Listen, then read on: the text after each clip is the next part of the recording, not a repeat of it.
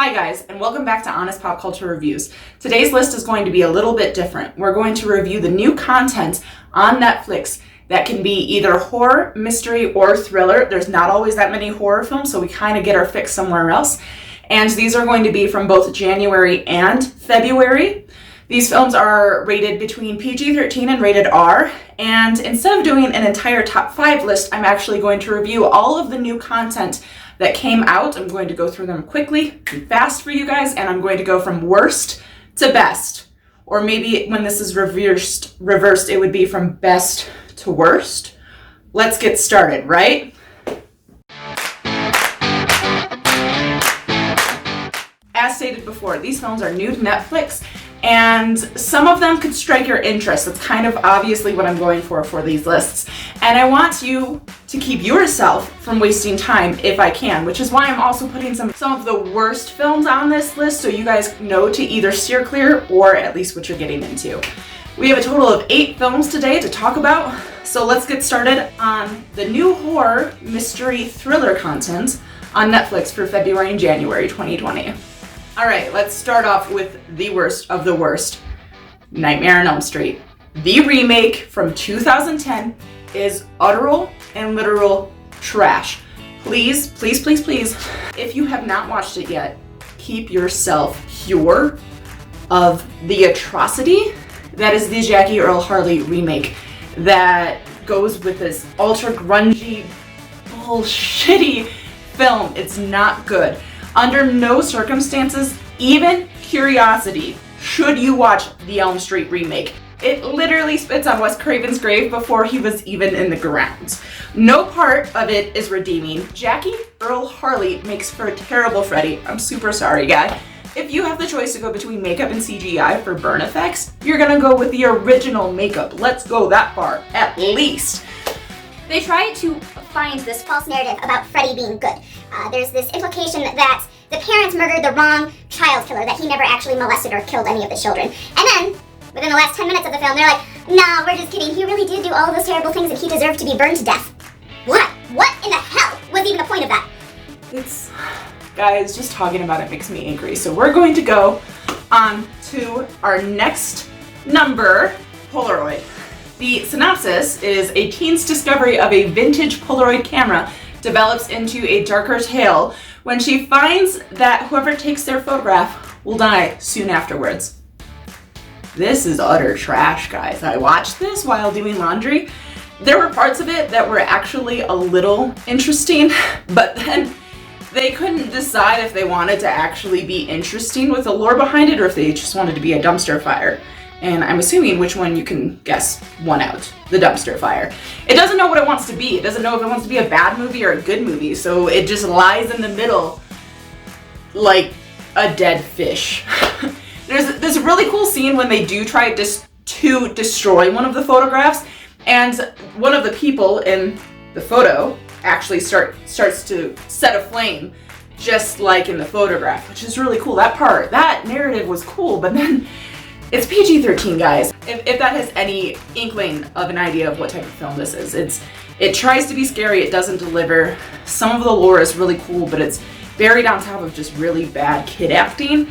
They're trying to profit off of a vintage Polaroid camera being scary, and I think they missed that mark probably about 5 years ago, but it still doesn't work. Regardless, it wouldn't have worked 5 years ago, it doesn't work now. If you're looking for a good horror movie on Netflix, avoid the haunted vintage camera trying to cash in on nostalgia value. It's not gonna do it for you. Next on our list is Raising Cain. Synopsis: when kids from the neighborhood begin to go missing, the wife of a troubled shrink worries that her husband may be involved.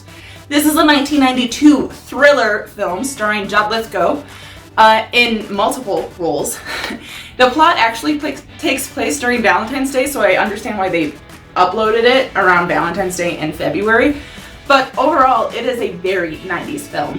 It's a bit boring for a thriller. I don't know if thrillers were boring in the 90s. I don't think that they were, but this one certainly is. I'd skip this one if you want a really great movie experience, but if you want something on to cancel out the sound of silence while dicking around on your smartphone, you could definitely watch Raising Cain. Next on our list, as we come towards the middle of from worst to bad, right smack dab in the middle, is Horse Girl, which is a new independent film currently streaming on Netflix.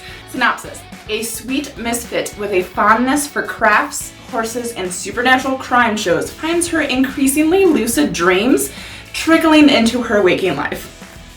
Here's the thing about Horse Girl, before I get further into Horse Girl, is that apparently Horse Girl is like kind of this slur for the outcasted girls. Are a little weird, who might not use deodorant as often as they should, or come to school with lots of braids in their hair that they did themselves when you were in middle school. You might have avoided her a little bit, and I think it's really shitty. It's like a slur in my mind, hearing Horse Girl. It's not that she's a girl that looks like a horse. It's not even that she has her own horses that she owns. It's just that she's obsessed with horses. She did own a horse at one point, but not at the current point in the film. And I had not realized, call me old, call me a fogey or something, but I did not realize Horse Girl was a slur until this film, and then I was watching interviews and reviews about it afterwards about what the title Horse Girl means, and then I was actually watching Schitt's Creek, an old episode, and it was about a lice breakout, and daughter Alexis was like, I bet it was that Horse Girl, Kelsey. And I'm just like, this is a thing people call other girls Horse Girl? It's a form of bullying. I'm not for it. Anyways, this film is more drama than horror. Consider it more of a mystery in our interpretation of this week's list. There's some very psychedelic moments similar to like The Big Lebowski and a few other ones that have that kind of weird feel to it. And there is some really great acting. It does do a wonderful job of absorbing you into a very, very strange story, which is the point of a film, right? And a lot of time, only independent films can seem to be getting that done these days. If you're in the mood for a contemplation and racking your brain, try it out, but it is not a film for everyone, and it definitely is not an easy watch. You're gonna be thinking about it afterwards. Take a look at the trailer and see if it's for you. It is not horror though, more mystery drama. All right, we're getting into the top films that dropped on Netflix during February and January. Tremors. Synopsis: after a semi-sologist gets unusual readings on her equipment, handymen discover 30-foot long, are they really 30 foot though? Okay, whatever. 30-foot long carnivorous worms that suck their prey under the ground. All of these synopsises are from Netflix. That one's golden, I really like that one. This is a great film for if you are feeling the winter blues. It is up against a desert landscape out in Utah or Arizona or some sandy ass state like that. It's a really fun movie. There's not a lot of gore. I'm pretty sure this one and the rest of the franchise is PG-13. It is a horror movie that will sit well with old Western fans. If you like an old cowboy movie, you're gonna love Tremors. It has just that bit of twang and nostalgia that it's gonna give you a good time. It has a young Kevin Bacon in it after Friday the 13th and Footloose fame, as this film came out in my birth year, 1990. And another perk point for Tremors is the entire franchise is currently available on Netflix if this is your type of jam. If not, go ahead and give it a pass, but some people are really gonna love the Tremors franchise. What lies beneath? Synopsis: when Claire Spencer starts hearing ghostly voices and seeing spooky images, her husband tries to reassure her by telling her it's all in her head. This is a 2000 mystery thriller film that was in the top 10 of box office returns for that year. And it features Harrison Ford and Michelle Pfeiffer. One sexy duo, if I might say myself. I would consider this film to be a high-stakes, high-end Lifetime mystery movie if you've never seen it. It's definitely worth your time. It has two great actors, a wonderful script and storyline, not too many thrills or scares, but again, it is a mystery thriller, but it's a little subdued for 2000. I enjoyed watching it though. It was a lot of fun and it was really cool to see Harrison Ford in that type of role. The reason this video is coming out super late is because of this film right here. It just dropped on Netflix a few days ago. Girl on the Third Floor. Synopsis: a husband with a bad track record tries to start anew by renovating a rundown Victorian for his family, only to find out he's tackled a house out of hell. It is super creepy.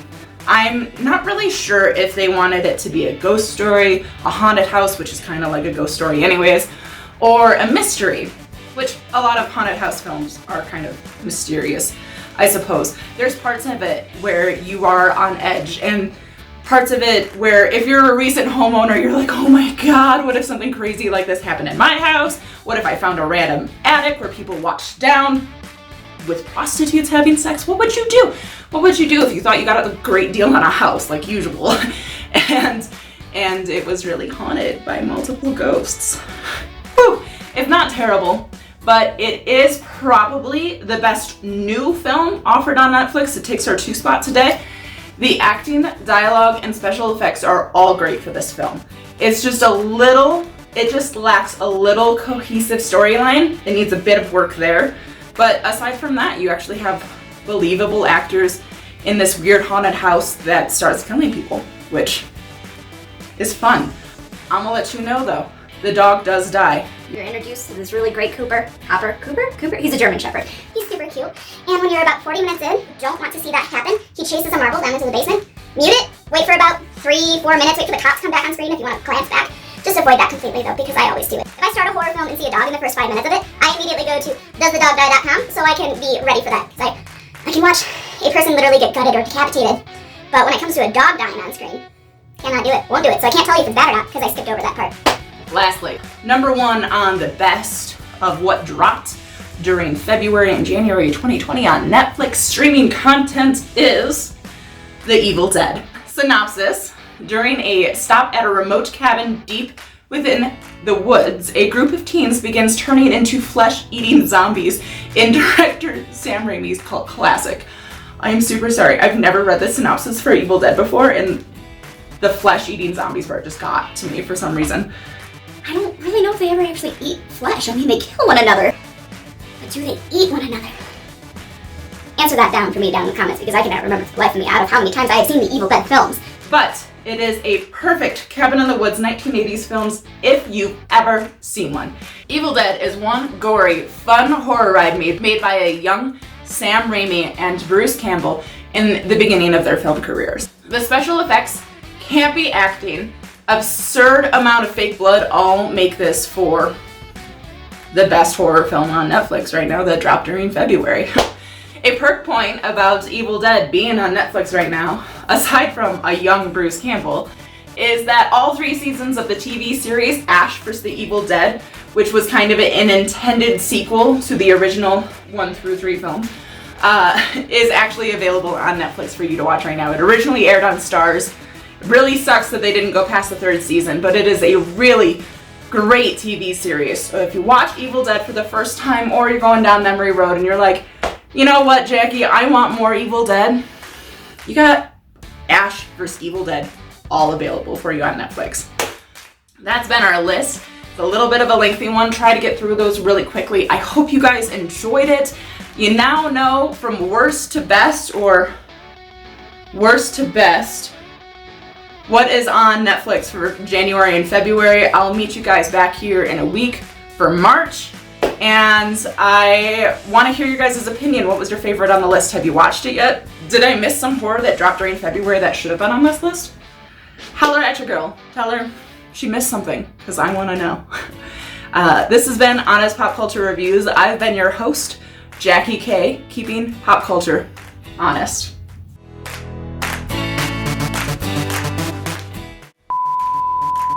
Made by a young Sam Raimi and Ash Campbell. Bruce Campbell.